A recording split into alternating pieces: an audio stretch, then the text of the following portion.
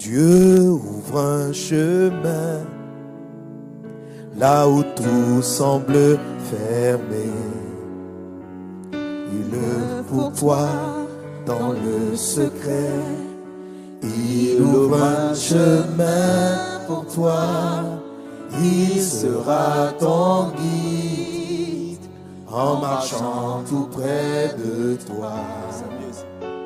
Avec amour, force et sagesse. L'Éternel se révèle à ceux qui ne se découragent pas. Alléluia. Nous voyons que Isaac a posé premier prière. On lui a arraché ça. C'est avec son argent qu'il a posé. Il ne s'est pas découragé. Deuxième prière. On lui a arraché ça. Il ne s'est pas découragé. Troisième prière. Il ne s'est pas découragé. Quand l'Éternel a vu le courage d'Isaac, l'Éternel est venu maintenant. La Bible dit que l'Éternel lui a apparu hier.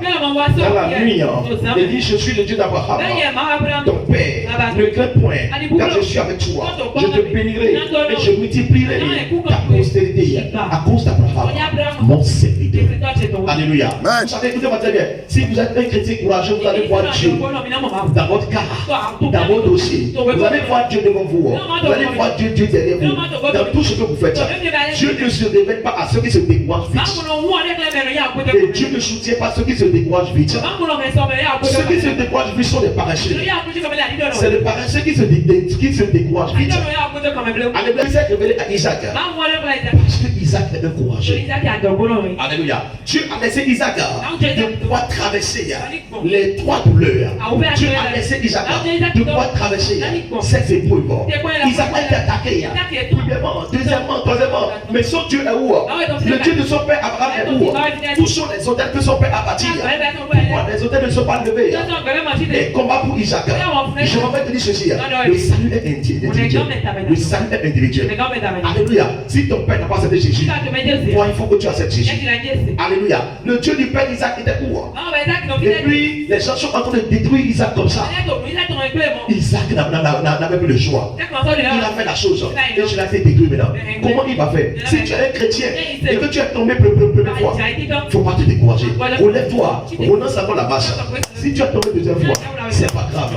Relève-toi. Renonce encore la marche. Troisième fois, relève-toi. Amen. Renonce encore la marche.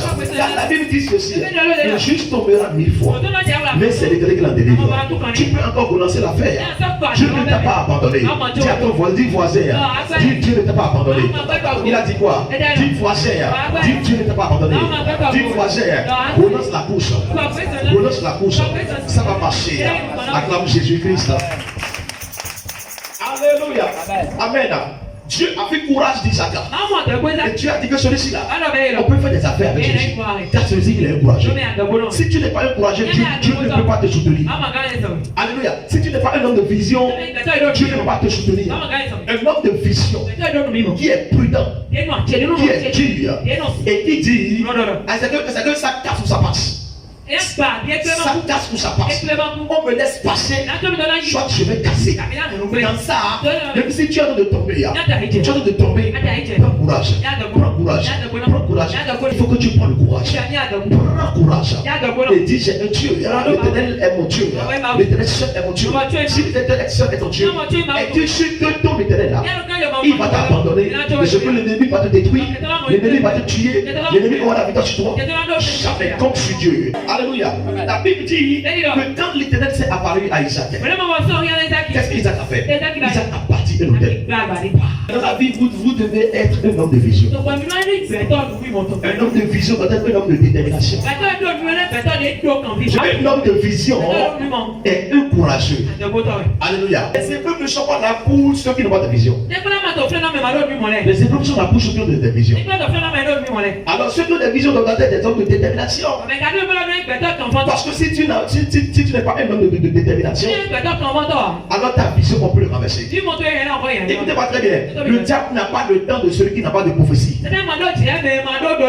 Le diable n'attaque pas celui qui n'a pas de prophétie. Si le diable entend déjà qu'il y a une marque chez toi, et que cette marque-là, personne dans ta famille n'a pas cette marque, en même temps le diable détourne cela.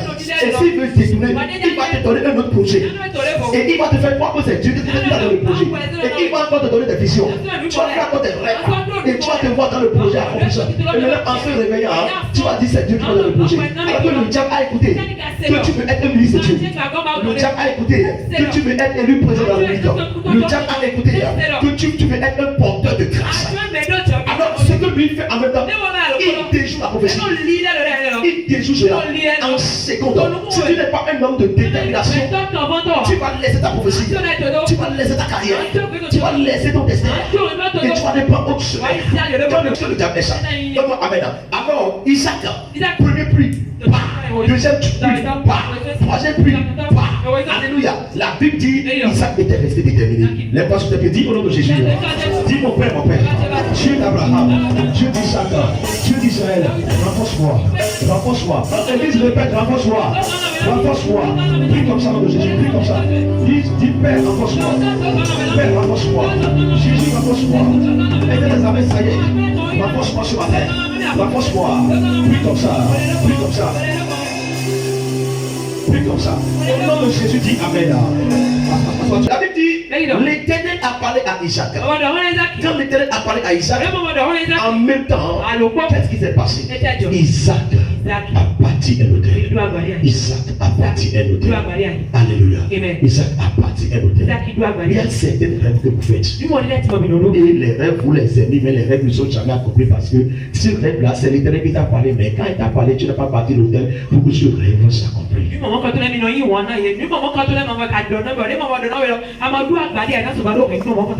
Alléluia. Tu n'as pas bâti un hôtel. C'est un Dieu qui t'a parlé. Amen. Alors pour que ce Dieu vienne accomplir ce qu'il a dit, il faut que tu bâtis un hôtel. Rapidement. Alléluia. Il faut que tu bâtis un hôtel pour que ce Dieu puisse se redonner l'ex. Amen. L'hôtel bâti par Isaac. Alors que signifie ton l'hôtel que Isaac a bâti? Jusqu'à l'Éternel a fini de lui parler. Isaac a déjà posé 3 pluies après. Et tous ces 3 pluies ne lui ont rien donné. Première société, rien. Deuxième société, rien. Troisième société, rien.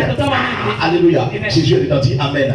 Alors l'hôtel construit par Isaac symbolise principalement sa reconnaissance et sa vénération de Dieu après avoir reçu des promesses divines.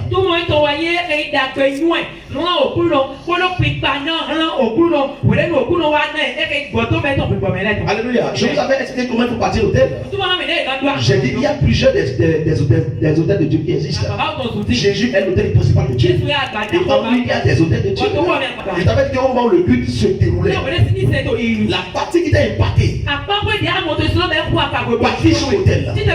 Prends une somme. Si tu n'as pas de l'argent, prends tes chaussures, prends ton sac, enlève tes perruques, prends quelque chose qui te coûte cher. Où va déposer?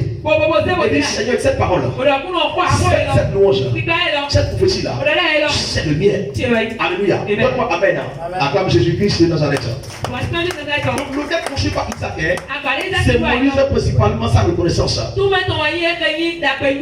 et sa vénération de Dieu après avoir reçu des promesses divines. Amen. Il s'agit d'un geste d'adoration. Merci. Et de gratitude, quoi. Et non forcément un sacrifice. Vous êtes là, c'est un symbole, l'autel chez les Juifs, c'est un sacrifice. Nous savons très bien que c'est ça. Mais ce que Isaac a fait, l'autel est aussi un point de contact spirituel entre Isaac et Dieu. Pourquoi je vais prêcher ce matin et puis je me suis mis sur l'autel de Dieu? C'est un point de contact pour que je puisse être inspiré par lui, pour qu'il puisse m'utiliser en tant que son serviteur. Donc Isaac a parti rapidement de l'autel à Dieu. Amen. Parce que Dieu lui a parlé. Et Dieu lui a fait des promesses. Donne-moi Amen. Acclame Jésus-Christ de Nazareth. Alors l'autel c'est un endroit où Dieu descend.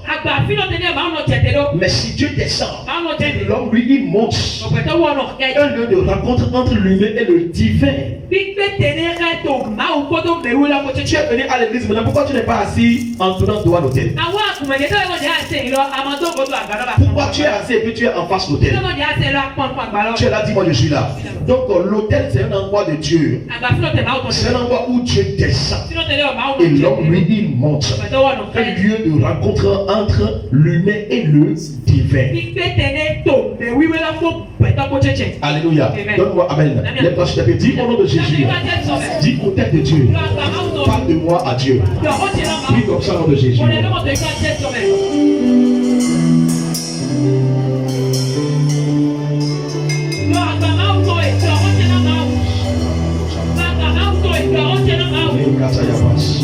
Si au tête de Dieu, pas de moi, pas de moi, Dieu.